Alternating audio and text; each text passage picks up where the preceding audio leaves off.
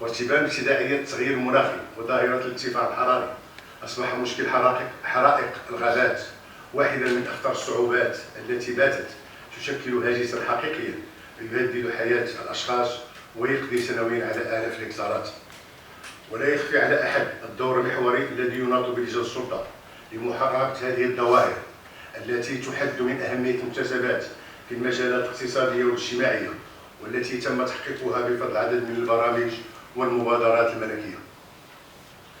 وفي هذا السياق أدعو السادة رجال السلطة الجدد إلى التحلي بأقصى درجات الحيطة والتعبئة في التعامل مع مختلف الظواهر الاجتماعية، خاصة البناء العشوائي باعتباره خط أحمر لا ينبغي التساهل معه بالنظر لعواقبه الوخيمة على المستوى الأمني والاجتماعي. ومما يزيد حساسية هذا الموضوع بالنسبة لمدينة طنجة والجماعات المجاورة لها أن أصبحت منطقة جد اقتصادي مهم تستقطب سنويا آلاف من اليد العاملة، وهو ما يولد ضغطا متزايدا على السكن والتعمير، كثيرا ما يشجع عددا من الوسطاء والمشبوهين على استغلال الفرص للجوء للبناء العشوائي، الشيء الذي يتعين على رجال السلطة الجدد التصدي له بكل حزم ومسؤولية، باعتبار ذلك مسؤوليتهم المباشرة من الناحية القانونية. ويعتبر دور رجال السلطة محوريا في هذه المعادلة الصعبة بحكم ارتباط مهمته بمختلف تجليات الحياة الاقتصادية والاجتماعية، ولن يتسنى له القيام بهذا الدور دون التحلي بالجدية في مفهومها العميق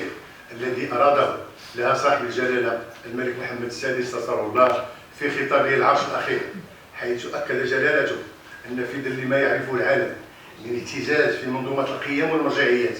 وتداخل العديد من الأزمات، فإننا في أشد الحاجة إلى التشبث بالجدية بمعناها المغربي الأصيل التي تتجلى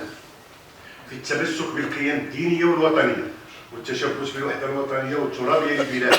مع صيانة الروابط الاجتماعية والعائلية من أجل مجتمع متضامن ومتماسك، ومواصلة المسار التنموي من أجل تحقيق التقدم الاقتصادي وتعزيز العدالة الاجتماعية والمجالية. حضرات سيداتي والسادة، لقد انخرط المغرب خلال السنوات الأخيرة في عدة أوراق اجتماعية وتنموية تفرض على نساء ورجال السلطة التحلي باليقظة والحزم المستمرين، ويشكل ورش الحماية الاجتماعية أحد أهم هذه الأوراق التي تشكل ركيزة أساسية في النموذج التنموي والاجتماعي والهادفة لصيانة كرامة المواطن في كل أبعادها. إن ممارسة السلطة تقتضي تقريس مقاربة ناجحة لجعل الإدارة في خدمة المواطنين لمواكبة حاجياتهم